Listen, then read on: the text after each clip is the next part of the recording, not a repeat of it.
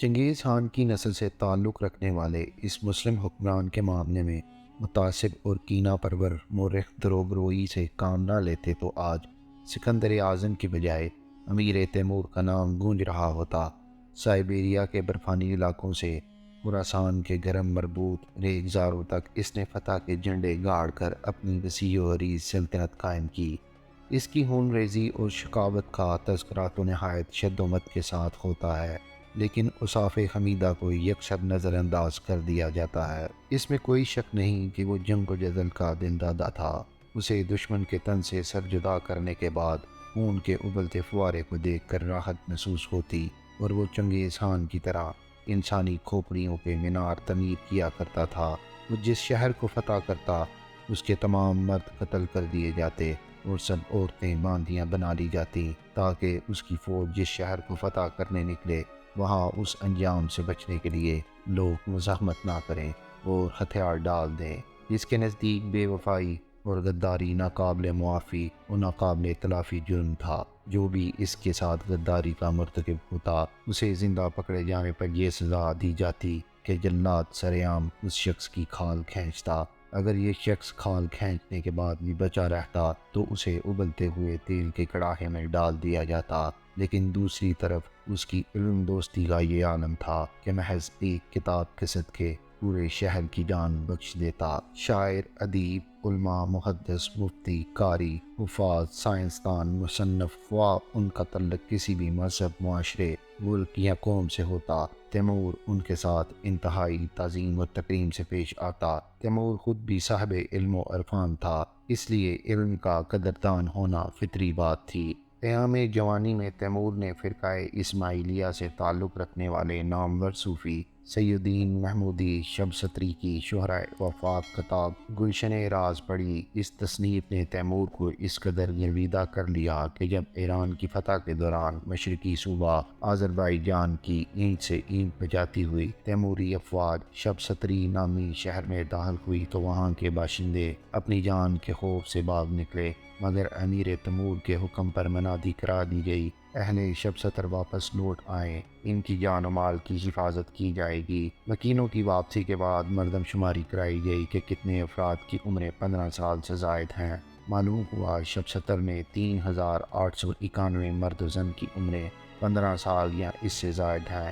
Timur نے حکم دیا کہ نہ صرف ان کے جان و مال کو مقدس جانا جائے بلکہ ہر شہری کو فی کس 5 مشکال سونا دیا جائے۔ یوں 19,455 مشکال سونا تقسیم کیا گیا۔ معروف شاعر شمس الدین محمد شیرازی، جنہیں ہم حافظ شیرازی کے نام سے جانتے ہیں، ان کے عارفانہ کلام کے پیش نظر امیر تیمور انہیں مرتد خیال کرتا تھا۔ شیراز کی فتح کے بعد جب حمیدہ قمر ضعیف العمر حافظ شیرازی کو امیر تیمور کے دربار میں پیش کیا گیا تو ان کی ایک آنکھ سے پانی بہہ رہا تھا، لباس سے غربت جھلک رہی تھی۔ سامنے آتے امیر تیمور نے پوچھا، کیا یہ تمہارا شعر ہے؟ خدایا مختصب مارا با آواز دفتان بخش، کہ ساز شرح زین افسانہ بے قانون ناخواہد شد۔ خداوند ہمارے مختصب کو بھی ساز و آواز کا سلیقہ بخش دے، اگر ایسا ہو جائے تو تیری شریعت میں کوئی بگاڑ پیدا نہیں ہو جائے گا۔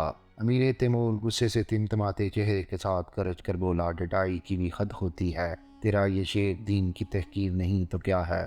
حافظ نے نہایت بے نیازی سے جواب دیا، میرا مقصد توہین کرنا نہیں، میں تو فقط اتنا کہنا چاہتا ہوں کہ دفتانے کی آواز اس قدر بے وقت ہوتی ہے کہ اس سے ارکان دین میں خلل پڑنے کا احتمال نہیں۔ تیمور نے حافظ کی بے باکی کے باوجود اپنے غصے پر قابو پاتے ہوئے نہایت غیر متوقع سوال کر دیا، اچھا حضرت یہ بتائیے، کیا یہ بھی شعر آپ کا ہے؟ اگر عام ترک شیرازی بدست آر دل مارا، بحال ہندویش بخش سمرقند و بہارا، اگر وہ میرا ترک شیرازی محبوب دل سے میرا ہو جائے تو میں سمرقند و بہارا اس کے چہرے کے سیاہ دل پر قربان کر دوں۔ تیمور نے ہنستے ہوئے کہا، حد ہو گئی فیاضی کی، میں نے ہزاروں جانوں کی قربانی دے کر اور خون کی ندیاں بہا کر سمرقند و بہارا کو فتح کیا، اور تم محبوب کے ایک دل پر نچھاور کیے جاتے ہو۔ جواباً حافظ شیرازی نے اپنی شیروانی کے بٹن کھول کر چیتھڑا نما قمیض کی جانب اشارہ کرتے ہوئے کہا، ہماری اسی بخشش قدر عادلی نے تو ہمیں یہ دن دکھائے ہیں سرکار۔ شمس الدین محمد شیرازی کی حاضر جوابی سے خوش ہو کر امیر تیمور نے اسے 1000 سونے کے سکے بخش دیے۔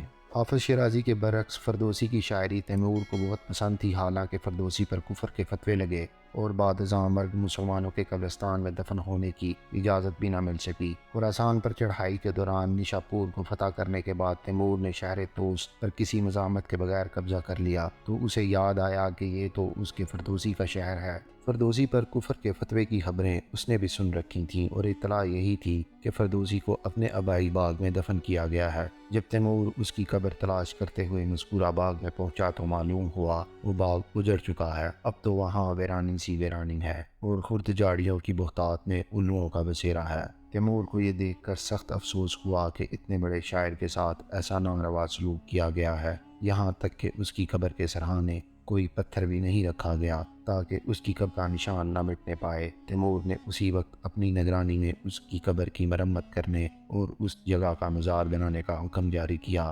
تیمور کی اس سرگشت میں ویسے تو عقل و دانائی کی بے شمار باتیں ہیں، مگر 2 نصیحتیں مجھے بے حد متاثر کیا۔ ایک قول تو سادی سے مستعار لیا گیا ہے کہ انسان جب تک زندہ رہے مال و دولت اور علم جمع کرنے کی کوشش کرتا رہے تاکہ نادان لوگ مال و متاع دیکھ کر اس کی عزت کریں اور دانا و بینا افراد اس کے علم کی بنیاد پر احترام سے پیش آئیں۔